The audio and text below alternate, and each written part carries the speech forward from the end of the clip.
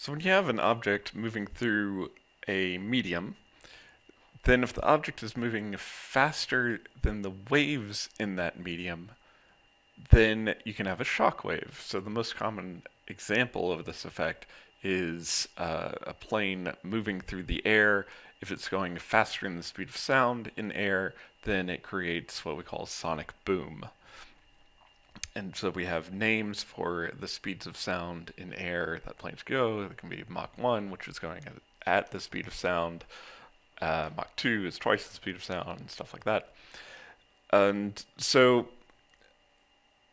when we have pictures like this, so when an object is going slower than the speed of sound and it emits waves, we have the normal Doppler effect, where an observer in front of the object emitting the sound sees a higher frequency, something behind it sees a lower frequency. But you can see that these spherically produced sound waves are getting stacked up in front of the object. They appear to be getting stacked up in front of the object. If we go to Mach 1, you can see now that the object, as it's flying through and dropping the sound waves on top of each other, as the sound waves drop on top of each other, you get a shock right where those rings line up. And if it goes even faster, those rings line up in order to make a cone. And if you're on the edge of that cone, then you also experience a shock wave. So anything that hits the edge of that cone, or if the cone spreads out wide enough to hit you, is going to experience that shock wave, which is a sonic boom in the case specifically of a jet going at supersonic speeds. And so if we draw that little picture, so here is our little plane. There, perfect little plane. And we can draw our not quite concentric circles. This one's going to be going faster than the speed of light. Not speed of light, speed of sound. What I have attempted and failed to do is to draw these so that the edges stay on a line. And what we are in particular going to calculate is this angle. Two different colors of green. We call this the half angle alpha. And we can calculate the half angle alpha with this relative speed of the two objects. So if we know how fast the object is going and how fast the speed of the wave is in that medium, then we can determine the angle. So let's see how about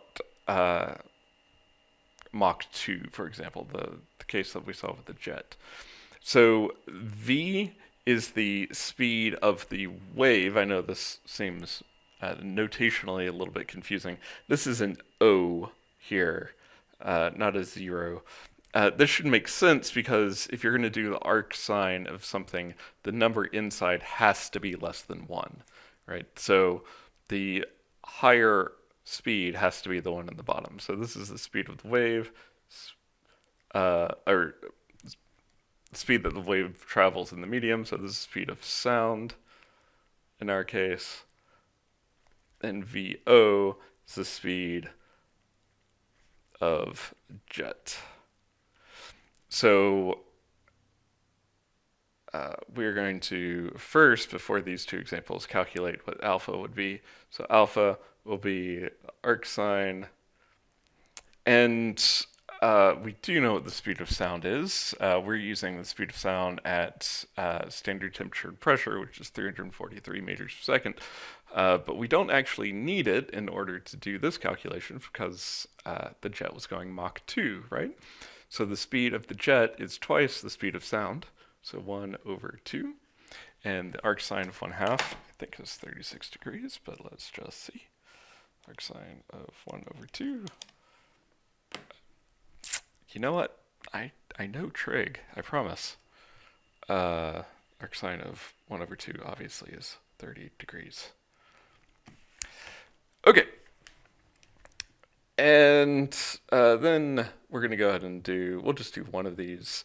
Let's say we have a half cone of 10 degrees. We can figure out what speed is it going, right? So we have alpha is equal to arc sine of v over the speed of the object. We're going to take sine of both those. So sine of alpha is equal to v over vo.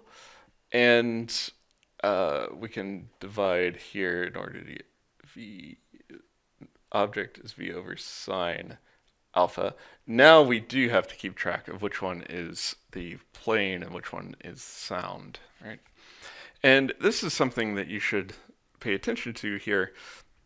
The sine of alpha is in the denominator here, so the tighter the cone, the faster VO is going to be, right? Because the smaller alpha gets, the smaller sine gets, the larger VO is going to be. So this is where we're going to 343 meters per second, and we're going to divide by sine of 10 degrees, and I get 343 divided by sine 10. I get very big number. I get, we'll just call it 1975. It's extra sig fig, so that's good enough for right now.